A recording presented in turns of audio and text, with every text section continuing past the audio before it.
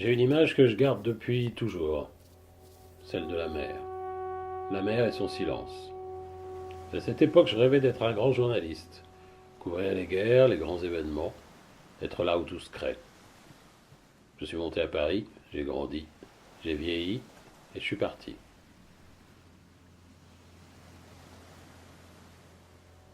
41 ans déjà.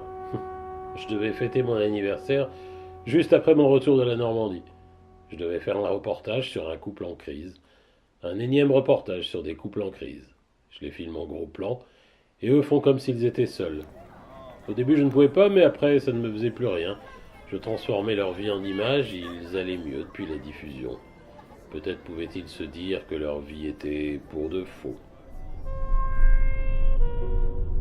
Je devais tout laisser, tout quitter. Quitter l'image d'un père, d'un mari, d'un journaliste raté. Je vois encore mon fils jouant à la guerre le dimanche après-midi au jardin des plantes. En 2007, il n'y a pas de guerre. Rien pour qu'ils se battent, rien à défendre. Quelque chose n'allait pas, je me sentais piégé. Je n'ai jamais fait ce reportage. Je suis parti, droit devant. Et j'ai retrouvé cette plage.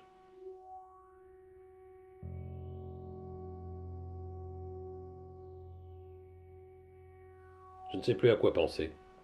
Je ne suis finalement pas si libre que je ne l'avais imaginé. Je me sens seul. Ça fait maintenant 10 ans que je regarde l'horizon. Un soir, j'ai décidé de partir dans un café.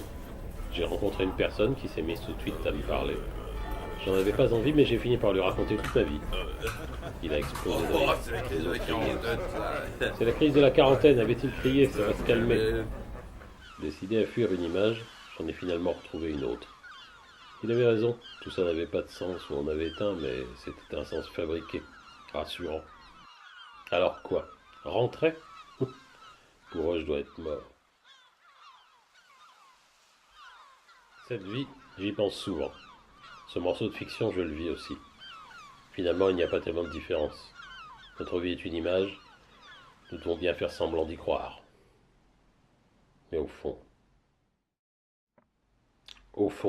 je ne suis jamais parti. Après le reportage, je suis revenu à la maison, ils préparaient mes cadeaux. J'ai raconté comment s'était passé le week-end, j'ai embrassé Claire et les enfants et je suis allé sortir le chien en fumant une cigarette. Dans les rues parisiennes, je me suis mis à penser à la mer.